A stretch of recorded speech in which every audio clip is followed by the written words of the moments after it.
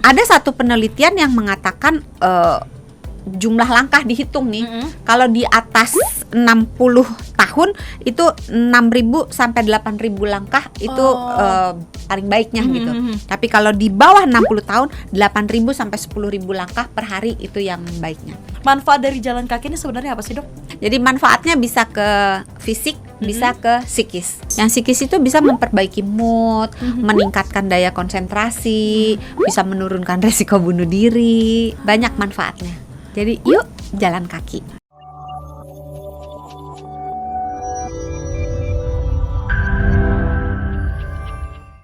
Hai sahabat Sonora, balik lagi di Kamu Sehat bareng bersama dengan saya Sauli dan juga Dr. Santi dari Medical Center Kompas Gramedia. Hai Dok San.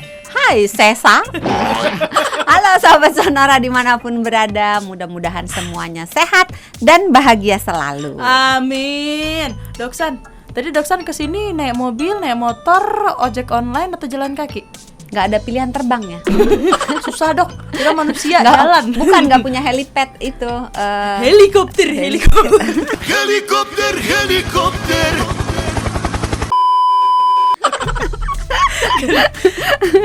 Jadi apa betul jawaban nih Mas Ian? Naik mobil tapi agak jalan. Oh agak jalan. Karena sengaja parkir di atas supaya turun ke bawah. Supaya, jadi agak jalan. Oh biar tetap sehat bugar. Sehat ya. Biar tetap bisa jalan, biar bisa kehitung di HP kan suka ada kalau yang jalan kaki. Oh kalau Dokter Santi manual hitungnya 1, 2, Tuhan 3. capek banget. Terus pakai tuh kalau udah 10 coret. Kayak pemilu masih 2024. Dok San dan juga sahabat Sonora, nih kita ngomongin langkah kaki. Kita juga mau nanya ke Dok San soal langkah kaki. Ngomongin langkah kaki ini sebenarnya berapa langkah kaki sih yang apa ya kita bilangnya wajib atau sebenarnya harusnya dijalanin setiap harinya? Karena ada yang katanya bilang 10.000 langkah, ada yang bilang 7.000 langkah udah cukup. Tergantung sih, kalau misalnya pas mau lebaran kan diskon 50. Kalau nggak lebaran nggak diskon harga pas. Susah ngomong sama mama, meskipun dokter tapi sisi ibunya nggak lewat. Jadi memang sebetulnya tidak ada patokan pasti berapa langkah yang membuat kamu sehat gitu. Nah, kenapa dikatakan banyak yang memakai patokan 10.000 langkah? Sebetulnya ada cerita di balik 10.000 langkah. Panjang nih cerita, yuk coba. Jadi dulu ada perusahaan Jepang yang membuat alat untuk mengatur jumlah langkah. Oke. Nah, supaya ada slogannya, mereka membuatlah 10.000 langkah per hari supaya sehat. Oke. Nah, itu dijadikan patokan sampai sekarang mencapai 10.000 langkah. Tapi kalau ditanya benar gak sih 10.000 langkah? Ya sebetulnya nggak bener-bener banget. Dalam arti gini, status kesehatan orang kan berbeda-beda. Iya. Status fitnya seseorang, kebugaran seseorang juga berbeda-beda. Orang yang cenderung sudah melangkah seharinya itu katakan misalnya udah 10.000 langkah gitu, nggak berarti dibandingkan dengan orang yang melangkahnya cuman 2.000, terus yang 2.000 itu harus jadi 10.000 supaya kesehatannya bagus gitu. Orang itu dibandingkan dengan dirinya dia. Kalau misalnya dia melangkahnya seharinya cuman 1.000 misalnya, kaum rebahan nih, yang kalau bisa duduk mengapa berdiri, kalau bisa berbaring mengapa duduk gitu kan. Itu kaum-kaum yang seperti itu kalau dia meningkatkan, nggak usah jauh-jauh, 1.000 aja atau 2.000 aja, walaupun tidak mencapai 10.000, tetapi taraf kesehatannya, taraf kebugarannya akan meningkat. Oh, jadi, dibandingin sama dirinya sendiri ya. Jadi targetnya adalah bandingkan dengan dirinya kita, tingkatkan perlahan-lahan, nggak usah mendadak. Nah, sampai 10.000 ya boleh. Kalau misalnya nggak mau 10.000, ya gabung dengan aktivitas yang lain boleh, olahraga yang lain boleh. Berenang kan nggak melangkah, tapi dengan kita melakukan berenang kita sudah mencukupi kebutuhan olahraga, kebutuhan aktivitas yang perlu kita lakukan. Nah kalau nggak mau hitung dengan langkah, hitung dengan menit, karena ada patokan menitnya. Kalau misalnya kita mau olahraga dengan intensitas yang sedang, itu minimal 150 sampai 300 menit per minggu dalam dosis yang terbagi. Oke. Tapi kalau kita mau melakukan olahraga dengan intensitas yang tinggi, maka minimal 75 menit sampai 150 menit per minggu dalam dosis yang terbagi.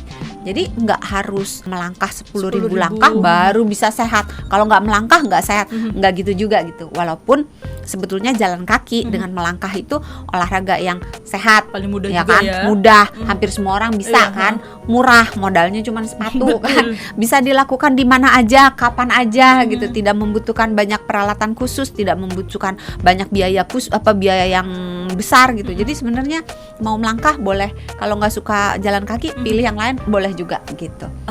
Berarti gak ada patokan 10.000, 7.000 atau apapun ya. Baliknya Enggak. Tapi gini, ada satu penelitian yang mengatakan jumlah langkah dihitung nih. Kalau di atas 60 tahun itu 6.000 sampai 8.000 langkah itu paling baiknya gitu.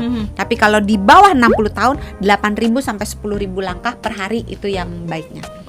Tapi ingat ya, nggak selalu melulu melangkah, yang lainnya juga boleh. Oh, berarti saya sudah achieve sebenarnya Doksan. Karena hampir tiap hari 5.000, 6.000 gitu. Kadang Achieve lah kan di bawah 60. Iya, ya kan tiap Di hari. bawah 60 kan 8.000 sampai 10.000. Iya, kan tiap hari Saya udah 60 ya. Lanjut. Ngomongin jalan kaki, ketika tadi ternyata nggak ada batasan tertentu, maksudnya ada angka-angka tertentu yang harus diinin juga. Manfaat dari jalan kaki ini sebenarnya apa sih, Dok? Manfaatnya ngirit. Cepet ya jawabannya ya. Ibu-ibu ya nggak kemana-mana ya. Betul, Dompet mulai dipikirin ini. Jadi manfaatnya bisa ke fisik, bisa ke psikis. Kalau ke fisik, memperkuat tulang, memperkuat sendi, meningkatkan kesehatan jantung, paru-paru, pembuluh darah gitu ya, menurunkan berbagai resiko terkena penyakit-penyakit yang terkait dengan obesitas. Karena jalan kaki bisa menurunkan berat badan. Nah, kalau kita berat badannya mencapai berat badan ideal, maka berbagai penyakit yang terkait dengan obesitas juga bisa dihindarkan. Misalnya kayak tadi ya, diabetes, hipertensi, berbagai jenis kanker, terus penyakit sendi, terus apalagi ya, penyakit jantung, penyakit stroke, itu semua gangguan-gangguan kesehatan itu bisa dihindarkan hanya dengan jalan kaki secara teratur. Wow. Nah, kalau yang fisik psikis. Yang psikis itu bisa memperbaiki mood, meningkatkan daya konsentrasi, bisa menurunkan resiko bunuh diri, banyak manfaatnya. Jadi yuk jalan kaki. Ya nggak jalan kaki sekarang dong, Dok, karena kita masih Kita nggak boleh jalan kaki, nanti terbang. Oh iya, lucu deh. Tapi Doksan, sebenarnya efek negatif kalau kita jarang jalan kaki. Tergantung, kembali lagi tadi ke statement awal bahwa jalan kaki bukan monopoli dari seluruh aktivitas fisik yang bisa kita lakukan gitu. Karena pilihannya banyak. Nggak suka jalan kaki, boleh main voli misalnya. Hari ini kan harusnya Sesa tanding voli. Terima kasih sudah mengingatkan, Doksan. Tapi karena sahabat Sonora, Sesa menunda pertandingan volinya. Luar biasa. Jadi nggak jadi tanding dong ya. Nggak jadi tanding ya. Iya. Semoga timnya saya menang. Ayo menang, semangat. Jadi kalau nggak suka jalan bisa voli, bisa berenang, bisa basket, bisa yoga, macam-macam pilihan yang lainnya. Jadi tidak melulu harus jalan. Bisa digantikan dengan yang lainnya. Bisa digantikan dengan yang lain. Tapi Doksan, ini ada pertanyaan lagi. Kalau misalnya punya penyakit nyeri sendi ataupun juga masalah di dengkul, ini gimana, Dok? Apakah boleh jalan kaki sebanyak tadi yang di angka yang disampaikan Doksan? Orang kan biasa kalau jalan ke depan ya. Benar. Kita jalannya ke belakang.